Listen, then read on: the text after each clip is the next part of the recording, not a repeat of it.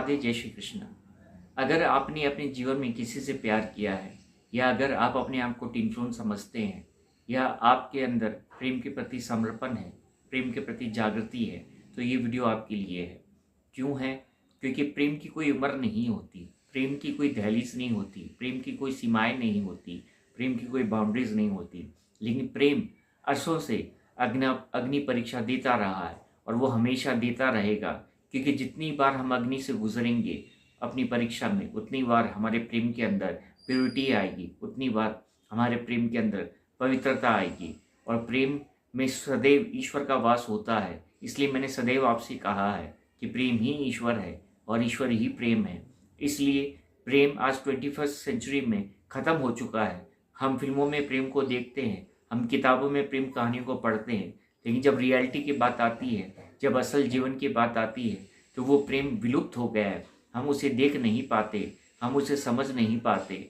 लेकिन आज मुझे इस चीज़ का आभास हो रहा है कि अगर विश्वास हो, दृढ़ता हो, तो हर सीमाएं को लांघी जा सकती है, हर परीक्षा को पार की जा सकती है। और ऐसा ही हुआ।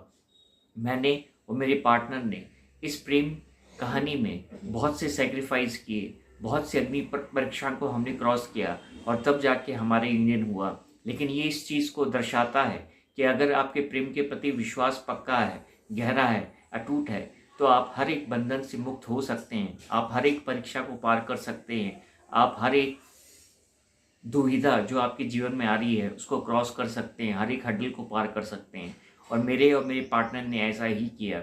मेरी बहुत इच्छा है, अभिलाषा है कि मैं अपने पार्टनर को आप सबके सामने प्रेजेंट करूं।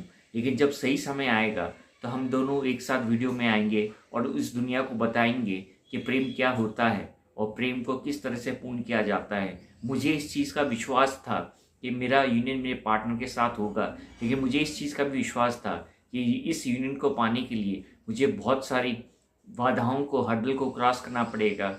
और यही स्थिति मेरे पार्टनर की थी। लेकिन इतना बड़ा सेपरेशन के बाद, इतने बड़े गैप के बाद में हमारी जो फीलिंग्स थी वो आत्मा से कहीं ना कहीं जुड़ी हुई थी। इसलिए हम लोग एक साथ होके भी एक साथ अपने आप को महसूस करते हैं। और ट्विन फ्लेम को मैं यही बताना चाहता हूँ कि जब तक आप अपने ट्विन को अपनी आत्मा से एक्सेप्ट नहीं करते, जब तक आप उसकी आत्मा में अपने प्रेम को जागृत नहीं करते, तब तक आपका जो प्रेम है वह अधूरा है। मैंने सदैव आपको कहा है कि एक ट्विन फ्लेम के लिए जितना रिस्पेक्ट मेरे अंदर है वो किसी के लिए नहीं, क्योंकि उनकी जो जीवन यात्रा होती है वो बहुत कठिन होती है। वो एक ट्विन ही समझ पाता है कि उनकी जीवन यात्रा क्या है। और इसलिए मैंने ट्विन फ्लेम्स के ऊपर बहुत सारे वीडियो बनाए ताकि हर एक ट्विन फ्लेम को मैं जितनी मदद कर सकता हूँ उतनी मदद करूँ। और आज मुझे इस बात की खुशी है कि मेरा यूनियन हुआ। लेकिन इस चीज़ का भी एहसास है कि जो चीज़ ईश्वर ने मुझे प्रदान की उस चीज़ को मैं आगे तक लेके जाऊँ। इसका अर्थ ये है कि अगर आप अपने आप को ट्विन फ्लेम समझते हैं और क्या आप वाकई ट्विन फ्लेम हैं, ये जानना बहुत ज़रूरी है। क्योंकि जब तक एक ट्विन ये जान नहीं पाता कि वो एक ट्विन फ्लेम है, उसका जो प्रेम है और वो अधूरा ही रहेगा।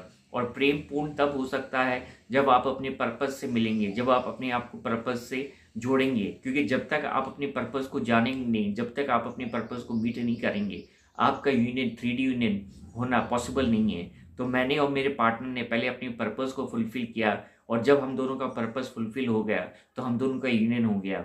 लेकिन ये जो परीक्षा थी, ये जो वनवास था, वो बहुत लंबा था, बहुत गहरा था। लेकिन हम दोनों ने हिम्मत नहीं हारी और अंत में ईश्वर ने हम दोनों को मिला दिया।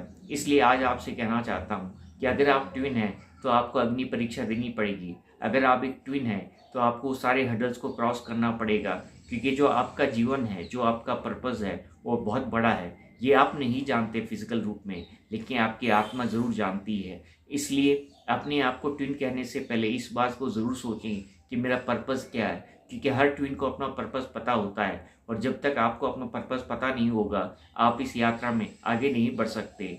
मेरा आज का वीडियो ये बताने के लिए है कि जो प्रेम की अग्नि परीक्षा थी वो मैंने पार की और हर कोई पार कर सकता है। लेकिन ईश्वर की दृढ़ विश्वास के कारण ही ये मुमकिन हो सकता है।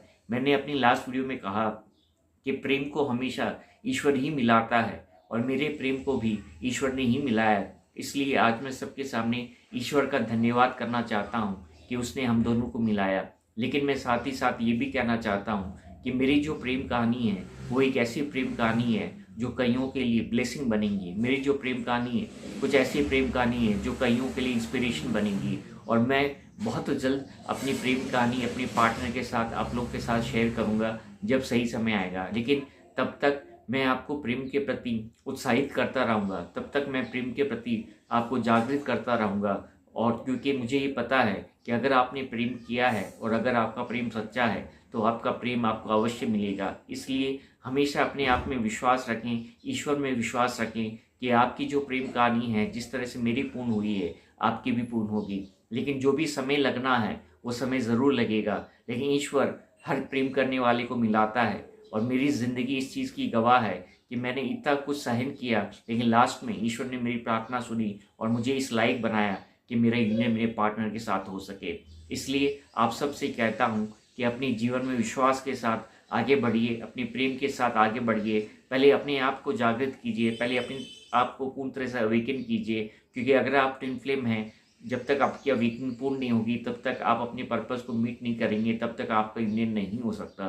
तो ट्विन फ्लेम के लिए सबसे पहले यूनियन ईश्वर से होता है और उसके बाद पार्टनर से होता है। और यही हुआ, सबसे पहले मेरे अंदर ईश्वर जागृत हुआ और उसके बाद में मेरे यूनियन हुआ। तो इसलिए मैंने ये सोचा कि अगर आप लोग ट्विन फ्लेम को कॉन्सेप्ट को जब तक अच्छे से समझेंगे नहीं तब तक आप अधूरे ही रहेंगे। इसलिए मैं मैक्सिमम वीडियोस आने वाले समय में बनाता रहूँगा ताकि हर एक ट्विन फ्लेम मेरी यात्रा से अगर कुछ एक्सपीरियंस ले सकता है, कुछ समझ सकता है तो वो ज़रूर समझे।